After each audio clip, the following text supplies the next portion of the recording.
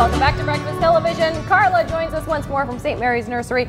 Let's talk about the watering, because when we left to go to commercial, there was still lots of water in the bottom of this that we saw run through. Yeah. And now it's gone. Yeah, we had probably a quarter to half an inch of water that's in here. So you can see, if I take this out, very little water that's gone through there. And Courtney, you can sort of see, feel the weight of the pot again. You can see now totally different. The capacity for that plant. What it just did is all those roots went, it's like going to the swimming pool. You're just absorbing that up and you're getting, refreshed again. And that's what your plants want, because all these cells are a high percentage of moisture. So can you save this? Like this guy, can he come back? Yes, okay. we can clean up some of the dried leaves, and I'm sorry, plant, but we will take care of it. Oh, yeah. Okay, good experiment though. Okay, now we have a couple viewer questions we want to get to. Stan is the first one who writes in, I have a tree in my backyard that doesn't seem to be doing all that well. A sapsucker has drilled holes up and down the back, and I'm worried that it might be killing the tree. Can a sapsucker harm my tree? And if so, how can I stop the bird from dining on it? Okay, with the sapsucker, you're going to see, and it looks almost like this detailed little pinning of holes that kind of either will wrap around the entire tree, or when it gets really to the point where it's really causing a detriment to the tree, it's where the sapsucker creates these little dots that are going upwards and around. And we've seen where sometimes it looks like little square modules of the bark actually pop off, and that's opening up the cambiums of the trees, of the bark on the inside, which invites a host for diseases and insects and all that kind of stuff. So the basic thing that you want to do is, if it's gone to the extreme that you have had chunks of bark taken out, you would want to get a pruning paste or a bark, something to give it that false bark. So you can give it a paste or a false bark or a bark lac that kind of seals up that and protects it then. Yes. Okay. The other thing that you want to do is to deter your sapsuckers from going into your trees. So they don't like motion.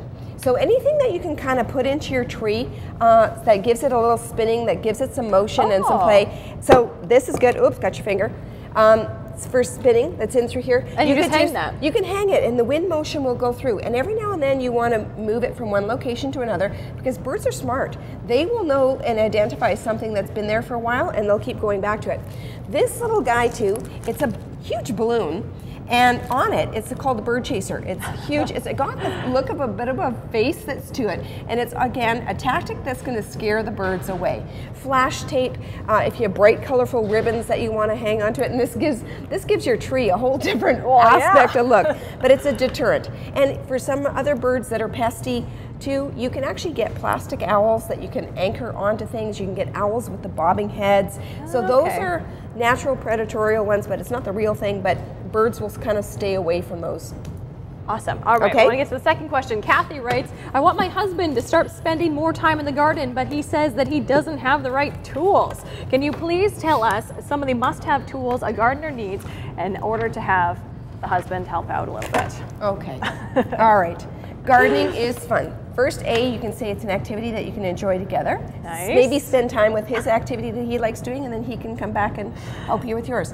But the must-have tools for a garden are probably your fork for lifting up first thing in the spring. So he can help you out and get some muscle going with turning the garden over. The same as a good spade, one that has a sharp edge that's on it, so that when you're having to dig into more of the compacted soils, it's perfect for doing that.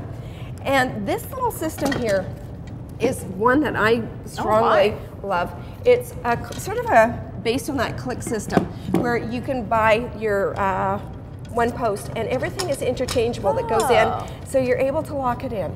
So if space is limited, like in the garage, you can go through, and there's a whole host of different types of mechanisms that you can put into it. Cultivators, this one he may like, because if he likes the sidewalk and keeping the weeds out of things, you can run this along an edger, keep it clean.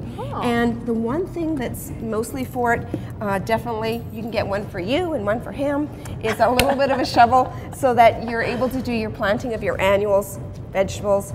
And I know guys like windows clean or their car, so even maybe stick a squeegee somewhere. I know that you can get the floor squeegees too for the garage. Guys like their cars clean, so maybe give them one for the garage. There you go, honey. I got you a squeegee and a shovel. Now a squeegee and a shovel. Yes, get in the garden. Help out your wife. All right, thank you so much, Carla. You can find her every Tuesday here on BT for the Green Thumb segments, as well as St. Mary's Nursery. We're taking a quick break here on BT. Stay with us.